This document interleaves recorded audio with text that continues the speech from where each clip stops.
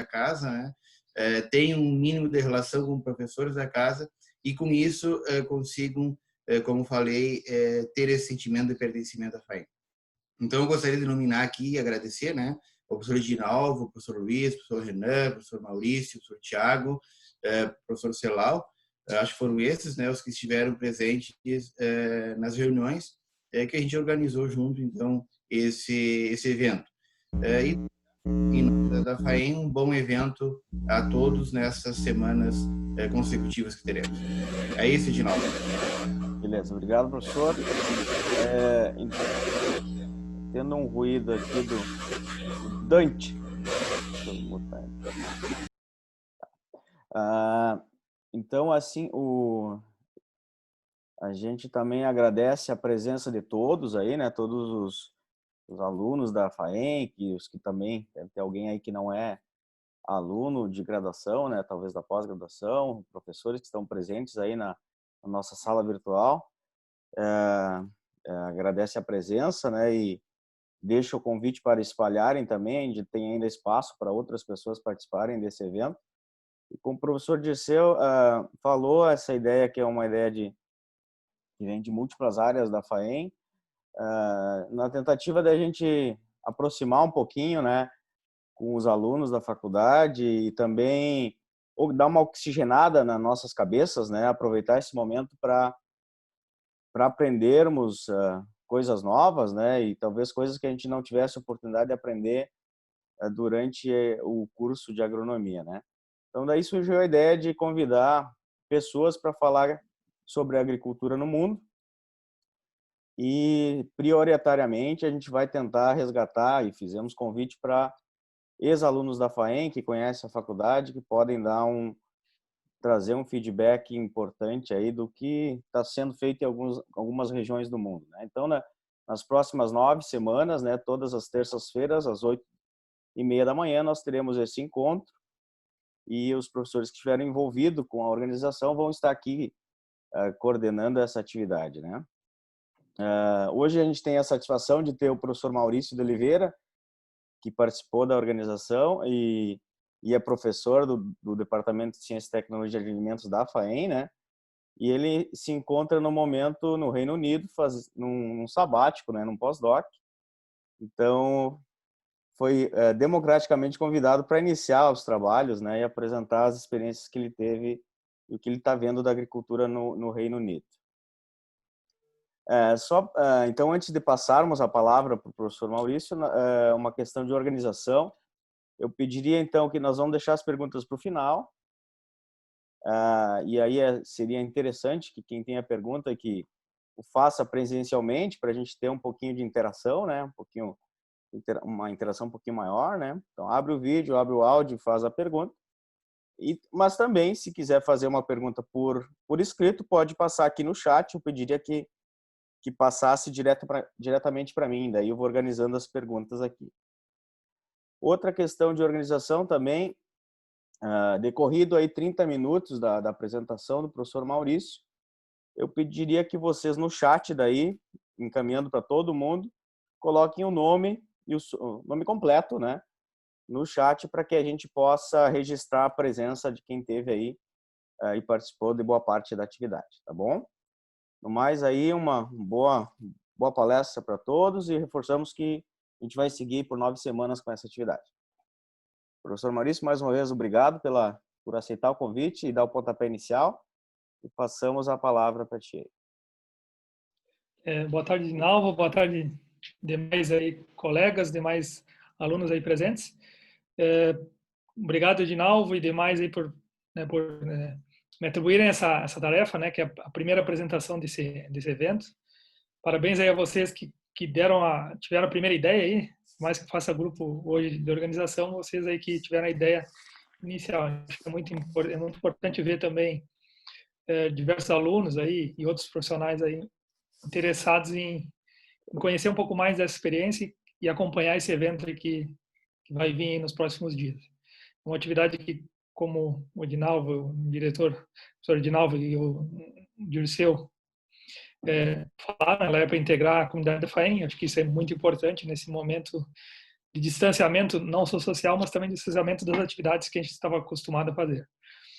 Eu vou, então, fazer uma apresentação que não vai ser muito longa, mas vou tentar sintetizar um pouco o que eu vivi, o que eu consegui absorver em termos de agricultura no Reino Unido durante esse período, né, nos 4 países aí que fazem parte desse, que compõem o Reino Unido, né, a Irlanda, o País de Gales, a Inglaterra e a Escócia, né, que são os países que fazem parte desse processo aí. Então, começando, uma das primeiras fatores aí que distingue muito a agricultura brasileira da agricultura que eu enxerguei aqui nesse período é a questão climática. Aqui nós temos um clima bastante distinto nas 4 épocas do ano. É um inverno bem frio, bem rigoroso, né, com neve na maioria do Reino Unido, né, mais predominantemente na Escócia, que tem por um período bem maior, mas aqui eu estou vivendo a maior parte do tempo, ela é um pouco mais branda, mas ela acontece também. Então são 4 estações bem distintas, né, elas permitem fazer um planejamento de cultivo aí bastante interessante, porque realmente quando no verão é quente, no inverno é frio, na primavera é frio e seco, no outono já tem um pouco mais de chuva. Então esse fator climático ele é bem marcante aqui nesses países aí que compõem o Reino Unido. Então isso é bom, isso é ruim, mas ele permite que se saiba realmente o que vai acontecer em cada uma das 4 estações do ano, e eles utilizam muito bem isso na agricultura. Então, eles utilizam esse período, cada uma das 4 estações aí para planejar bem o seu cultivo e para aproveitar o máximo possível daquelas condições climáticas daquele momento. Embora seja um país frio, é um país muito preparado em relação a locais de convivência no inverno, né? Então as construções, as casas são muito preparadas para o inverno. Então eu acabei sentindo menos frio aqui do que no Brasil, né? Falando em termos de Rio Grande do Sul, porque é um país muito preparado para o frio. Isso vale também para a parte agrícola, né? Maquinários, outras instalações agrícolas também. O Reino Unido, então, compõe, aqui tem um mapa dos 4 países, né? Até está utilizando, esse mapa utiliza um pouco da Irlanda, que fica fora do Reino Unido, mas a Irlanda do Norte faz parte do bloco, mas ela distribui mais ou menos assim, de acordo com a aptidão, aí o Reino Unido. Então, mais ao norte aqui é a Escócia, onde tem uma região bem forte em termos de ovino. Tem um campo nativo, que eles chamam de campo áspero, né? É um campo, uma pastagem nativa, mas ela é acompanhada de bastante pedra. Também é a região mais fria do país, onde tem mais neve, em boa parte no inverno, que tem uma forte questão pecuária, ou como eles chamam aqui, de criação animal, né? Como assim é chamado. Mas é muito forte a questão de ovinos nesse setor aí. Nós temos aqui à esquerda no mapa que compreende a Irlanda, nessa parte norte aqui. Nós temos também uma parte que é leiteira, né, e uma parte que é também de produção de ovinos. E também é onde vem uma carne um pouco mais parecida com a nossa, né, que é a carne irlandesa, ela é um pouco mais parecida com a nossa, quando comparada àquela mais aqui ao sul do reino, onde a gente já tem uma carne que já é Inglaterra, né? Nós temos uma carne mais maturada, né? Então é quase, eu diria 95% da carne bovina que eles consomem no país ela é carne maturada, então é difícil ter o mesmo gosto, a mesma característica que a gente encontra no Brasil, então tem uma diferença nesse sentido, depois eu vou comentar um pouco mais sobre isso. Essa parte verde aqui é a parte mais apropriada para culturas anuais. Não é que não existam em outros, mas é assim que eles dividem o mapa enquanto a sua atividade prioritária e a adaptação climática prioritária nesse sentido aí. Uma região central aqui em vermelho, né, que é uma região mista, onde tem tanto a criação animal quanto culturas anuais. E mais ao sul, aqui no extremo sul, onde tem a parte de floricultura que é muito forte aqui no país também. Eles exploram muito bem setor de floricultura. Nessa região onde tem a floricultura também é uma região que também tem um fato histórico bem forte em relação à produção leiteira. E é uma das poucas regiões, ou uma das regiões que mais se cultiva milho no país também. Então é mais ou menos assim que é dividido em relação às suas aptidões agrícolas. Quando a gente compara os 4 países, a gente vai ver algumas diferenças. Na Inglaterra, por exemplo, a gente tem uma área maior em termos de culturas anuais. Eles chamam aqui não de culturas anuais, eles chamam de culturas aráveis, né? Embora tenha uma área grande de pastagem, nós podemos ver que na Inglaterra, por exemplo, a gente tem uma pastagem em verde aqui, que é uma pastagem que foi introduzida, né? Que ela foi pelo menos melhorada em relação a aquele campo nativo que eles chamam de áspero, porque tem muita pedra ainda, né? Que é típico da Escócia. Dá para ver aqui que essa parte vermelha da Escócia ela é bastante intensa, bastante grande. Então, 60% da área agriculturável da Escócia ela é esse campo nativo, né? Aquilo que a gente vê nos filmes, né, na televisão, aqueles pecuaristas, principalmente criadores de ovinos, né, que tem campos montanhosos e com bastante pedra, com dificuldade em relação a culturas de a mecanização agrícola. Também tem um reforço aqui na pastagem e tem apenas 9% aqui da sua área realmente arável, né, como eles chamam aqui. O País de Gales também tem uma área forte em relação à criação animal, né, em que 66% é pastagem melhorada e 24% é campo nativo.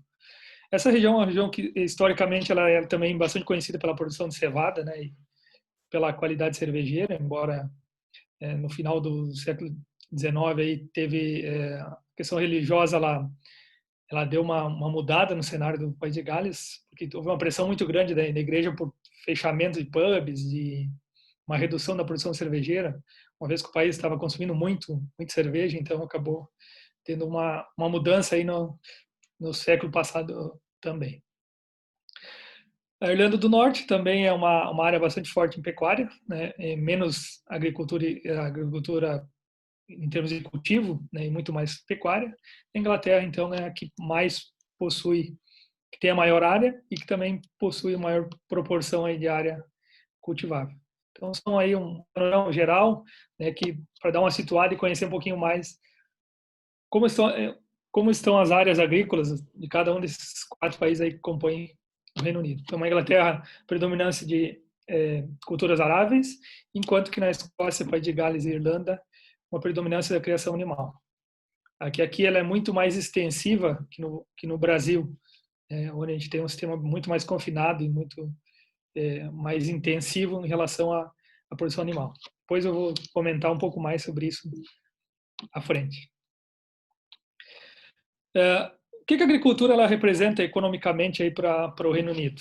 Então, comparado ao Brasil, que a gente tem mais de 20% do PIB agrícola, nós temos aqui uma área, ela utiliza a área do Reino Unido, 72% da área do Reino Unido é usado para agricultura, é uma área, em termos de país, ela é bastante considerável, é muito grande. Porém, quando a gente olha para o número, o resultado agrícola na economia do país, ela acaba sendo uma grande área para um resultado pequeno em termos de economia. Mas não é que a agricultura daqui é fraca, é que os setores de turismo, comércio, serviço, eles são muito fortes, eles representam muito na economia do país. Setor hoteleiro, setor de museus e outros produtos aí muito ligados ao turismo. Então, tanto é que agora foi uma das economias que mais sentiu no mundo, aí, das economias médias grandes, né? Porque uma vez feito um lockdown no país, o setor de turismo ele parou, ele estabilizou, né? Então, foi no setor de ter uma retração econômica de no mínimo 12% aí no PIB comparado ao ano passado. Quando se junta o agro e que eles separam bem do alimento industrializado, o chamado agrofood, aí sim o agronegócio a agricultura ela tem uma força maior em relação ao PIB do país. Quando eles analisam 1%, eles pegam apenas o que produziu em termos de grãos e pecuária e vê da pecuária, da matéria-prima bruta lá, quanto ela representa na economia. Quando ela entra por um produto processado, industrializado e com agregação de valor, aí ele aumenta e agrega 5% em relação ao volume do PIB. A força de trabalho do país, ela equivale aí a mais ou menos 476 mil trabalhadores, né? Então, quando comparado ao Brasil, ela é bem menor, em termos de números absolutos, né? Sem comparar a questão de área, comparar a questão populacional do Brasil é 4 vezes maior, mas ela gera em torno de 1,5% dos empregos do país. Nós vamos ver daqui a pouco mais para frente que o Reino Unido ele tem aproximadamente 100 mil agricultores, né? Esse é o número total, 106 mil agricultores, né? Então fica próximo a isso aí. Nós já podemos ter uma ideia que cada propriedade ela tem em média quatro funcionários ou outros membros que auxiliam no processo quando compara uma família de agricultor. Então já dá para entender que a lógica de agricultura aqui ela é um pouco diferente do que a gente vê no Brasil, né? A mão de obra ela é mais escassa em relação ao nosso país e em média tem 4 pessoas, né, trabalhando numa propriedade rural, né, considerando as 100 mil que existem no país. Então já é uma mudança bem significativa em relação ao que a gente vê no Brasil. Uma coisa que chama muita atenção quando a gente visita ou anda por áreas agrícolas é que a gente não vê pessoas. A gente vê um trator andando lá no meio de uma lavoura, né, e não vê praticamente pessoas. Ou alguém lá conduzindo, né, o gado, né, como se chama, os bovinos, os ovinos. Né, mas a gente vê poucas pessoas trabalhando na área agrícola, que é 72% do país. Então, é uma região bem vazia, né, ela é bonita e vazia, né, quando comparado ao Brasil, que a gente vê muita gente envolvida, muitas pessoas andando, trabalhando nas lavouras. Depois a gente vai tentar entender um pouquinho mais por que acontece isso. Aqui está um dos motivos, né, que a gente vê um meio rural bem mais vazio, né, quando comparado ao Brasil. É o tamanho das áreas, das propriedades. Eu botei essa foto aqui porque ela representa bem o que a gente enxerga no meio rural. Pequenas lavouras. Né? Se a gente olhar aqui nesse gráfico, a gente vai ver que bem à esquerda do gráfico nós temos 42% dos agricultores aqui das propriedades rurais, elas têm até 20 hectares. Né? Então, são pequenas propriedades, não se fala em propriedades como a gente vê no Mato Grosso, vem em outros estados aí com milhares de hectares. Tanto é que no nível máximo deles, aqueles classificam apenas como acima de 200 hectares, que representem um pouco mais do que 10% de toda a agricultura do país. Então, o que caracteriza a agricultura do Reino Unido é o tamanho das propriedades pequenas, com pouca mão de obra, né, que a gente vai ver depois que isso requer uma grande automação, né, e uma grande mecanização, porque não tem mão de obra para trabalhar nesse tipo de atividade, né, ela é escassa e também justifica pouco porque as propriedades são pequenas, né, na grande maioria. Não dá para generalizar, existem grandes propriedades aí, né, que ainda são oriundas do sistema imperialista, né, que tem alguns lojas ainda que existem no país. Comparado aos outros países da União Europeia, por exemplo, né, o Reino Unido ele aparece aqui com 2,6% das propriedades em relação ao sistema orgânico. Ele é bem abaixo do que a gente vê na média aqui da União Europeia, que fica na volta dos 7,5%, e muito abaixo do que a Espanha, do que a França, por exemplo, em relação a volume produzido, né, e proporção do que é feito quando você olha assim. Só para ter uma ideia do que como é feito. Dentre as culturas aráveis, né, aqui está uma grande o país tem uma grande ligação com a agricultura, um grande acervo histórico, especialmente em cereais, nas culturas aráveis, né, começando pelo trigo, né, que é o carro-chefe da produção agrícola do Reino Unido. A cultura mais importante, é uma cultura que, comparada aos outros, ela é mais do que o dobro do segundo grão mais produzido, né, que a gente vai ver daqui a pouco. Mas é uma cultura muito ligada à história do país, que a gente vai ver depois. Eu vou fazer até uma colocação aqui, porque é importante a gente entender, quando a gente fala de trigo com eles estão falando de algo muito histórico, muito conhecido para eles. Quando a gente fala no Brasil, né? A gente já está falando dos últimos aí, nem nos últimos 100 anos, né? E é uma cultura que até hoje ela não tem a metade do valor que ela tem aqui para o Reino Unido também. Eles são grandes consumidores de grãos, eles consomem em torno de 4 vezes mais grãos integrais do que um brasileiro, por exemplo. Então está muito ligada à cultura alimentar dele, que é muito baseada no café, no pão, nos chás, né? Então está muito ligado aí com a produção de trigo. É um trigo de altíssima qualidade, tem uma média de produtividade aí que fica na volta dos 8.000 quilos por hectare, mas existem várias cultivares aí que chegam a 20.000 quilos. Então, quando comparado ao trigo brasileiro, é muito acima da nossa média produtiva e ainda eles pretendem chegar muito mais. O projeto que eles têm hoje, o 2020, é muito parecido com o que o IRGA, né, e outras instituições de pesquisa aí que trabalham com arroz tiveram algum tempo atrás, mas eles já estão chegando aí satisfatoriamente a 20.000 quilos por hectare, com programas bastante avançados em termos de melhoramento de genética e voltada ao trigo. E um trigo de altíssima qualidade, né, com gado muito bem estabelecido, sobretudo no sistema industrial, né? A gente vai no mercado aí tem trigo para as mais variadas aptidões, tem o trigo do pão que é o forte, né, em proteína, em termos de qualidade de glúten, mas também tem trigo para massa, tem trigo para biscoitos, tem trigo para bolos, tem trigos muito específicos aí. Isso é uma cultura que no Brasil ela ainda não é bem estabelecida em relação às farinhas e aos trigos. A gente tem lá a farinha branca, farinha integral. Tem uma marca que a gente prefere e uma que prefere menos. Aqui não, aqui tem a farinha básica que vai custar 50 centavos de pio quilo e tem a farinha boa para o pão que vai custar 3 pounds, né? Ou seja, 3 libras. Ou seja, 6 vezes mais e os consumidores vão lá e pagam porque eles querem ter uma farinha de melhor qualidade. Então, a cultura deles é muito ligada ao trigo, essa cultura que veio lá desde a fabricação da cerveja, né? Milhares de anos atrás. Se a gente for lá naquelas famosas pedras, para ver que tem naquele local as populações que eles viviam, né, lá na Idade do Bronze, elas já cultivavam trigo, já foi encontrado trigo e triticale também, né? Então são algumas centeio, perdão, triticale depois, né? Triticale é bem mais moderno.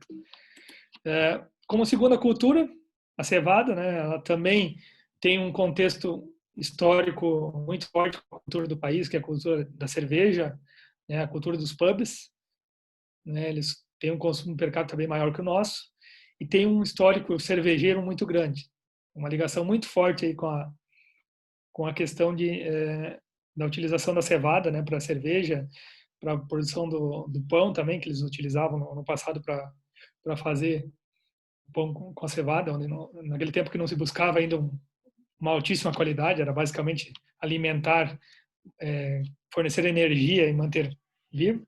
Mas a cevada é uma cultura muito importante, né, muito ligada à cultura local, ela está muito ligada também ao setor, economicamente ela contribui muito, não é, com o setor cervejeiro do país e com a cultura dos pubs, né, que são milenários aqui no país. Tem pubs aí com mais de 1.000 anos aí vendendo cerveja desde o tempo que era uma taberna, né, não era um produto. Aí que eu disse que ia fazer um comentário particular, porque quando a gente conversa com pesquisadores, com produtores de trigo, eles já pensam lá numa cultura que para eles é amplamente conhecida. O trigo e depois a cevada começou aqui mais ou menos 5.000 anos antes de Cristo. Ela demorou mais ou menos 2.000 anos para se estabelecer como uma cultura cultivável e comercial. E comparando com o Brasil, eles têm aqui mais ou menos 5.500 anos mais de experiência no cultivo do trigo, né, e da cevada quando comparado ao Brasil. Aí, fazendo um cálculo bem grotesco, bem por cima. Pelo menos isso é a experiência que eles têm a mais que nós como cultura, como conhecer o comportamento da cultura no clima, em cada uma daquelas estações do ano, conhecer ela como um produto aí que fez parte da história do desenvolvimento do país e como um alimento muito importante para eles. A gente acaba, às vezes, se baseando muito mais em arroz, feijão, mas eles têm essa ligação muito forte com o trigo. E é claro, né, não é todo mundo que tem tanta história, né, como a gente tem por aqui, não é todo mundo que viveu esses 5.000 anos aí, né, como acontecem aqui. Então é muita história, para eles é uma coisa que eles não conseguem entender, como o Brasil não produz, não dá tanta importância como eles dão com o trigo. Nossa importância hoje é soja, é milho, né, porque é muito mais comercial e dá mais dinheiro do que trigo para nós, mas é uma cultura que ela deixa a desejar nesse sentido aí. Uma terceira cultura é a canola, né? A questão de óleos do país, ela é baseada, o consumo de óleo é baseado basicamente em canola e girassol, muito mais canola do que girassol, não se encontra óleo de soja aqui, praticamente assim como toda a Europa, né? Ela é muito baseada na canola, que é uma cultura que é adaptada ao frio, ao clima frio, então ela consegue produzir muito bem aí nesses climas que eles têm aqui, e com uma produção aí que fica em torno de 2 ou 3 vezes mais aí do que nós temos produtividade, né, que nós temos no país. Então, uma cultura também muito forte aqui, terceiro grão mais produzido dentro dessas culturas. Eu deixei nessa tradução literal, né, culturas aráveis, porque eu gostaria que vocês conseguissem absorver um pouquinho mais a cultura daqui também. Tá? Então, no Brasil a gente chama culturas anuais, mas aqui eles chamam culturas aráveis.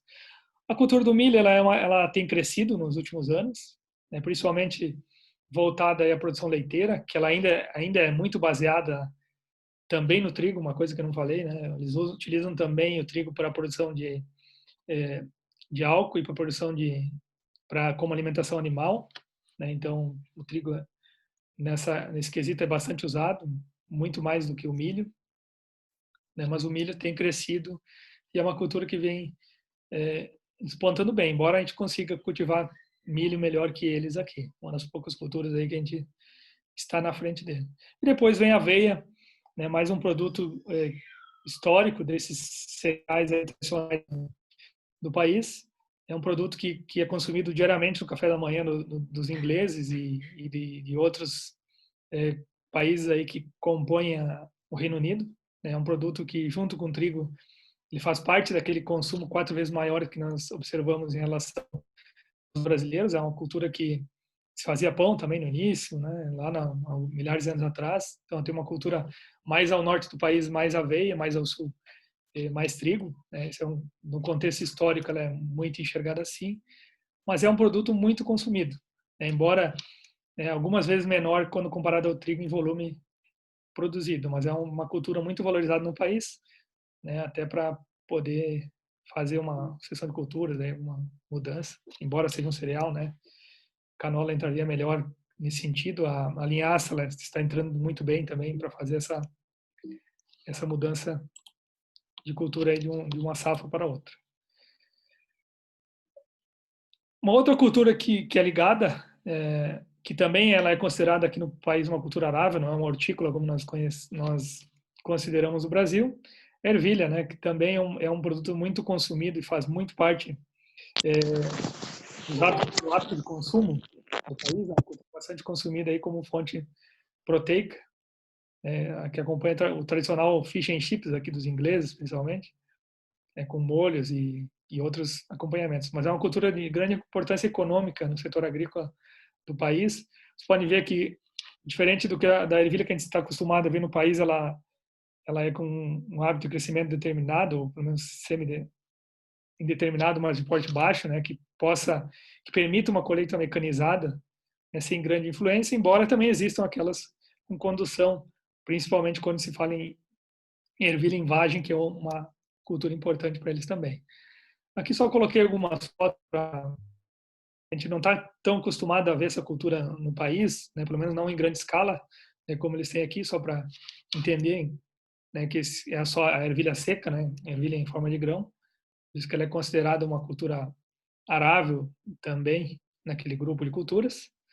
Então seriam as primeiras culturas em termos de produtos agrícolas, eu diria menos diversificada que o Brasil, né, a soja não aparece, embora tenha pequenas áreas, se enxerga por aí, pequenas áreas de feijão também são encontradas aqui no país, mas ainda são muito menores quando comparado a outros produtos.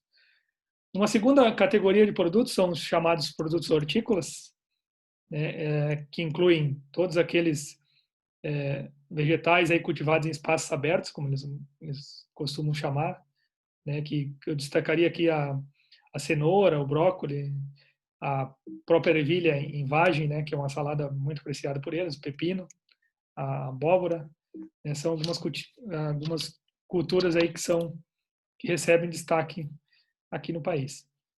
Sempre pensando de uma forma muito mecanizada, né, com pouca mão de obra disponível, né, quando comparado ao Brasil. Então tem uma diferença significativa nesse quesito. Vegetais muito frescos, né, que às vezes no Brasil a gente não valoriza tanto, eles valorizam muito e pagam mais para ter um produto como se fosse recém-colhido. Né? Em termos dessas culturas, a número 1 também é ervilha em vagem. Né? Então é uma outra produção bem significativa que eles têm aqui no país. Dentro dessas hortícolas também eles colocam os pomares, eles classificam dentro de uma cultura hortícola, né, e não numa frutífera, né, como a gente costuma chamar no país. Né, mas é uma cultura que é muito ligada aqui aos fatores climáticos, né, um clima frio, muito adaptado por isso, dá maçã em qualquer lugar aqui no país, né, tem maçãs em pomares, em hortas como essa que eu coloquei para vocês aí, que é muito comum se verificar. Está muito ligado aqui à história do país. Né? Se a gente for ver aqui, por exemplo, a macieira aqui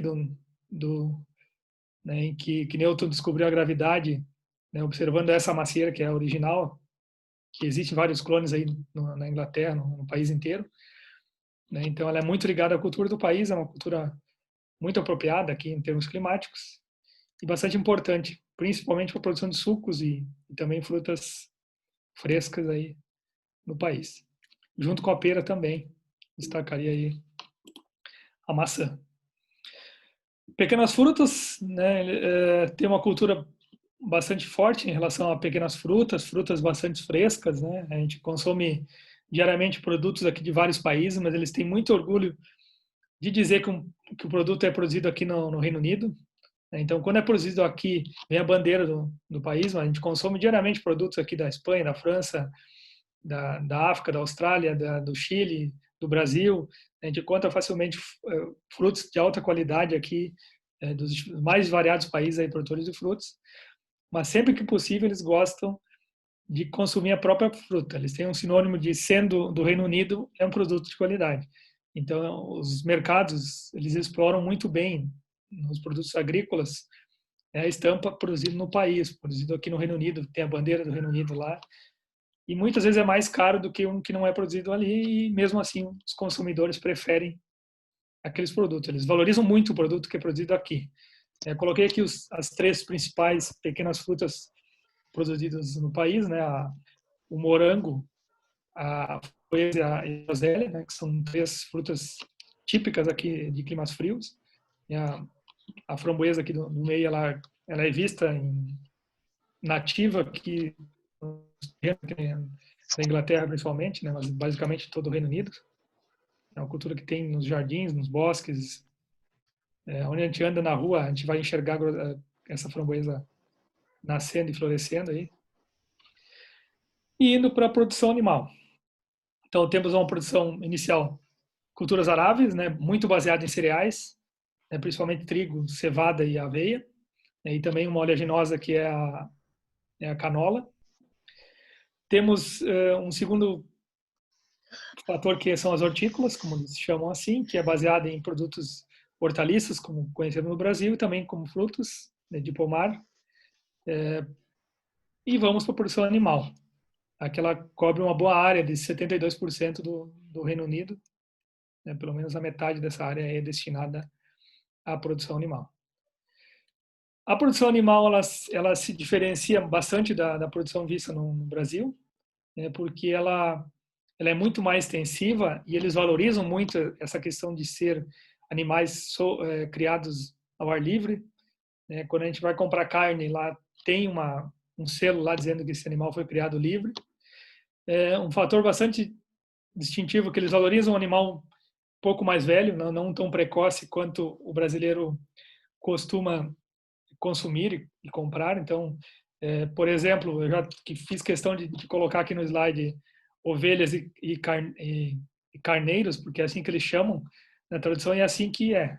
Os animais, eles não são submetidos à castração, né? E isso confere um sabor forte à carne que eles apreciam, né? E assim como o animal que é mais velho, né? Não tem o cordeiro como é que eu diria o número 1 aqui em termos de carne consumida no Reino Unido, 3 ou 4 vezes mais do que a produzida em relação aos bovinos, né? Incluindo leite e carne. Então, principalmente, isso é muito cultural lá na Escócia, da Irlanda, né? Que são países de grande histórico dessa animal. Então, em campos nativos, campos ásperos, como eu não coloquei uma foto dos campos ásperos, esse aqui seria um exemplo de campos ásperos, como eles chamam lá, que tem aquele campo nativo. E eu diria que teria mais pedra ainda, né? Uma foto mais realista do que seria um campo áspero, como eles chamam, que não é melhorado, que é bastante nativo, pouco mecanizado.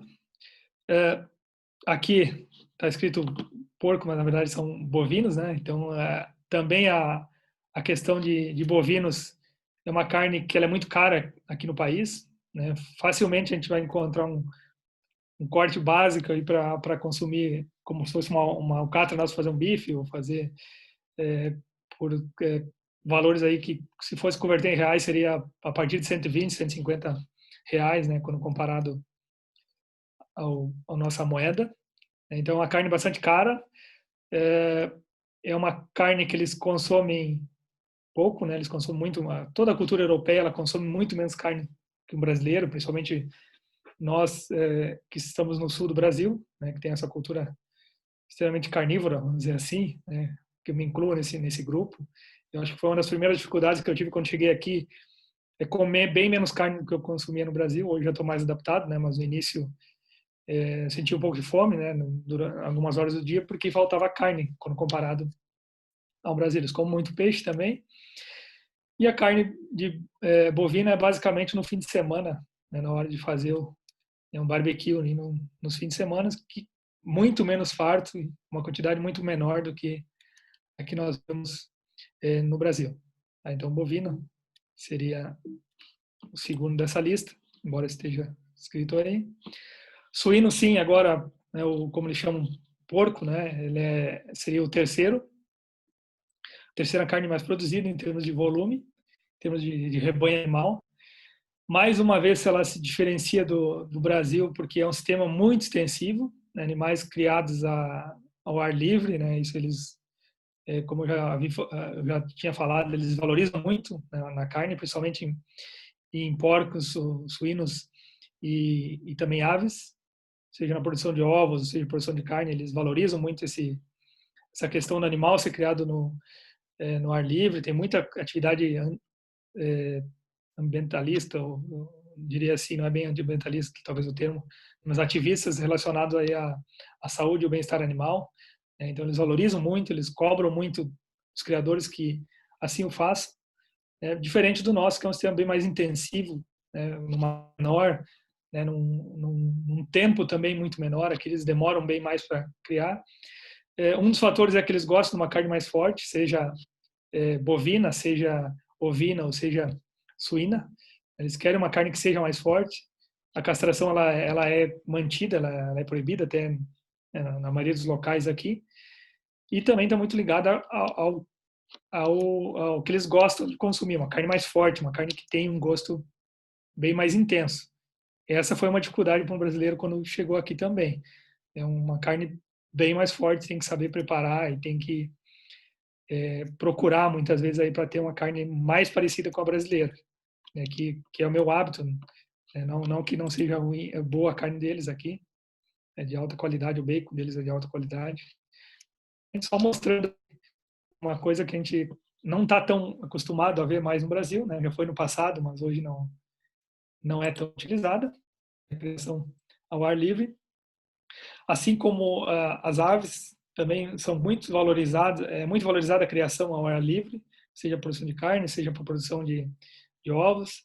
Também muito valorizada, evitam animais precoces, né, criados em pouco tempo. Aqui é 90 dias, é 100 dias, 120 dias, fugindo daqueles 40 dias, 30 e poucos dias que a gente vê no Brasil. Por exemplo, uma dúzia de ovos, ela custa proporcionalmente R$1 numa cultura quando ela é produzida em um sistema confinado, e custa mais ou menos R$4 quando é produzido no sistema aberto. E na prateleira do supermercado, 90% é aquele ovo produzido no sistema aberto. E eles pagam para ter um ovo produzido assim, no sistema livre, né, como eles gostam de chamar. Assim como outras aves que eles consomem em grande escala, né, como o peru, por exemplo, e outras codornas e outras aves aí que eles também consomem muito mais do que nós consumimos no Brasil. Mas é a carne mais barata que tem no país. A carne de aves, ela é a carne mais barata, depois vai para a carne suína, o lambe, né, os carneiros, e depois vem a carne, o bife, que é a carne mais cara, né, que é a carne bovina. Passando dessa forma aí para vocês, agora entrando um pouco mais nas propriedades que eu também conheci andando aí pelo país. Aqui só tem uma porteira para ilustrar, né, que não é uma coisa muito comum ver aqui, geralmente é aberto, e mesmo quando tem porteira, ela é quase ornamental, né, porque aqui do lado não tem cerca, né, isso é uma coisa muito comum aqui no Reino Unido, não ter cerca, ter passeios públicos passando por dentro de uma propriedade rural. Esse é um cenário muito comum aqui no Reino Unido. Tem locais para caminhada no país inteiro, né, passando por dentro de áreas rurais, urbanas, florestas e outros locais de forma bastante segura, né, de forma despreocupada. Que no Brasil a gente tem, em muitos lugares, tem uma dificuldade de caminhar em locais um pouquinho menos habitados, né, como esse. Mas entrando um pouquinho mais adentro, eu caracterizaria a agricultura deles como uma agricultura de pequeno tamanho, pequenas propriedades, com alto grau de mecanização. Como eu falei para você, se vê poucas pessoas trabalhando na área rural. A gente vê um tratorzinho andando, né, um tratorzão, né, dependendo da proporção, mas tem aquele trator andando ali, e a gente não vê pessoas, né? Basicamente, isso difere bastante do Brasil. Então, um alto grau de mecanização, né, uma frota que eu considero bastante moderna e muito bem mantida, né? Eles respeitam muito o calendário, eles têm um calendário muito rígido para a questão de manutenção de equipamentos. Então, a gente não vê trator velho andando, e principalmente não só velho em termos de idade, porque eles têm tratores históricos aqui que eles valorizam muito, mas em boa integridade física, limpinho, né, com uma boa lubrificação, com uma boa limpeza e higienização, né, com um processo muito rigoroso, né, com a manutenção aí que é de 2 a 3 vezes por ano, né, com um calendário bem respeitado e bem rígido, né, uma prioridade para eles é fazer a manutenção dos equipamentos. Então, por isso que eles não têm atraso em termos de calendário, porque geralmente os equipamentos estão bem, é claro, voltando para a questão da área, pequenas propriedades facilita muito esse controle, mas de uma forma geral, muito mecanizado, muito automatizado, né? Como eu falei já para vocês algumas vezes, não se vê pessoas trabalhando, mesmo dentro de uma casa de vegetação, né? Numa estufa, bastante automatizado o sistema e bastante mecanizado, né? Não vai ver gente ali carregando potinho com substrato, né? Como a gente enxerga muito no Brasil. Isso é uma vantagem, uma desvantagem, porque emprega menos gente, mas também ela viabiliza esse negócio como ele é visto no Reino Unido. Mostrando aí. Em relação ao manejo mais intenso que no Brasil, eles estão tentando mexer menos no solo, mas ainda um revolvimento muito grande na maioria das áreas. Mas eles estão pregando bastante o cultivo mínimo, plantio direto não existe, né? Mas cultivo mínimo com um mínimo de remoção e manejo do solo está sendo pregado. Eles têm um conhecimento muito grande e bastante histórico da questão de solo deles. Eles, onde eu estou aqui no Rothamsted Research, eles têm estudos e coletas, amostras de solos aí desde 1843, de todas as safras, todos os anos, né? Um acervo histórico muito grande. eles têm um estudo muito completo desse solo, como eles têm se comportado aí ao longo desses mais de séculos aí, desse século que passou. Então, é o centro de pesquisa agrícola mais antigo do mundo. Então, fornece essas vantagens. Também eles têm um conhecimento muito grande dos seus ambientes de cultivo, porque essa é a estação agrícola mais antiga do mundo, né, em termos de culturas anuais, principalmente culturas aráveis, né, como eles chamam aqui. Então, eles têm históricos de produção e de cultivo aí que vem, né, há mais de 150 anos. Em termos de solo, eles classificam, esse é o mapa do Reino Unido mais uma vez, né, mostrando aí um solo mais calcário, um solo mais pesado, um solo médio, um solo turfoso e um solo arenoso, né, são os solos que são assim classificados aqui no Reino Unido. Então, só para ter uma ideia de como se comporta o país, está muito ligado com aquela aptidão pecuária ou agrícola que tem cada uma daquelas situações. Chama atenção, até vou pedir depois para o Edinaldo me ajudar a entender um pouco isso, se é só o fator de temperatura, mas eu acredito que pequenas áreas também auxiliam nesse manejo muito bem feito e muito efetivo nas plantas daninhas. Tanto é que esse centro é uma referência mundial no controle de ervas daninhas, é um dos precursores aí do uso do glifosato, assim como centros americanos. Tem monumentos aqui que mostram isso, tem plantações do crisântemo, aquele que não é bem um crisântemo, mas parece, que deu origem às primeiras moléculas para o controle químico de plantas daninhas. Mas é muito efetivo, as áreas são muito limpas, elas chamam muita atenção nesse sentido. Creio que o clima frio ajuda, creio que as pequenas áreas ajudam, né, mas eu gostaria também que o Dinaldo depois me ajudasse a entender um pouco melhor isso, porque chama atenção as áreas, né, sem plantas daninhas, né, muito bonitas, muito limpas aí, né, nesse sentido.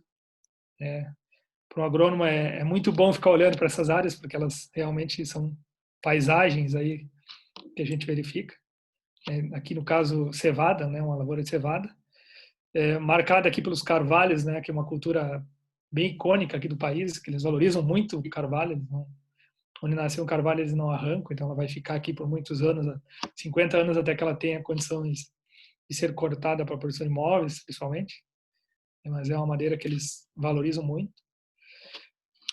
Mais uma imagem aqui de umas lavouras que eu vi aqui de canola, por exemplo, também bastante bonitas, né, e limpas. Aqui mostrando e voltando àquele fator histórico que eles têm com o trigo, né, os dois cereais que deram origem ao trigo, o trigo spelt e o Emmer, que deram, que através do cruzamento tem o trigo moderno que nós temos à direita aqui, né? Então, cruzando esses dois aqui, nós tivemos esses aqui. Embora eles ainda cultivem esses dois trigos aqui, né? O Emmer e o spelt, né? Um é trítico, outro não, né? Que deram origem aí ao trigo moderno. Trigos, lavouras muito bonitas, né? Muito produtivas, uma grande proporção de trigo sem arista, né? Isso chama atenção quando a gente olha nas fotos e vê os cultivos aí. Aqui mais uma foto de umas lavouras que eu visitei aí ao longo desse tempo, mostrando um grão bem formado, bem desenvolvido, cultivares aí altamente produtivas. Essas aqui são cultivares que chegam a 20 mil quilos por hectare. Aqui uma cultura que chama um pouco a atenção pela beleza do cultivo, né, que é o linho, a linhaça. Então, é uma lavoura muito bonita, embora ela dure poucos dias, aí, em uma semana já não tem mais floração, praticamente já está em crescimento e enchimento de grãos, né, só para contribuir um pouquinho. Muito obrigado, eu agradeço a atenção de todos, agora vou estar disponível aí para perguntas, questionamentos. Agradeço aqui também as instituições que eu faço parte, né, FPEL, Rottenstedt Research, que eu estou hoje, a Faculdade de Agronomia, Programa de Ciência dos Alimentos, o LabGrãos, que eu faço parte. E agora eu vou ficar à disposição de vocês aí para poder fazer um bate-papo bem interessante aí, que eu possa responder algumas dúvidas, né, e compartilhar um pouco mais do que eu já vi aí com vocês. Tá bem? De novo. Maravilha, Maurício. Excelente, muito boa a tua apresentação sobre a agricultura no Reino Unido. Fantástica aí as fotos aí, uma apresentação bem boa de acompanhar. Parabéns aí, professor, pela bela apresentação. Nós gostaríamos agora de abrir o espaço aí para os alunos, já que, né, como falamos no início, né, tenho certeza que todos os colegas da FAEM estão ansiosos para que isso tudo passe, para que a gente veja o corredor da FAEM com movimento, né, com vida, com mais vida. Então é importante também agora para os alunos aí certamente tem muitas dúvidas, muitas curiosidades, né? E esse é o espaço que a gente quer gerar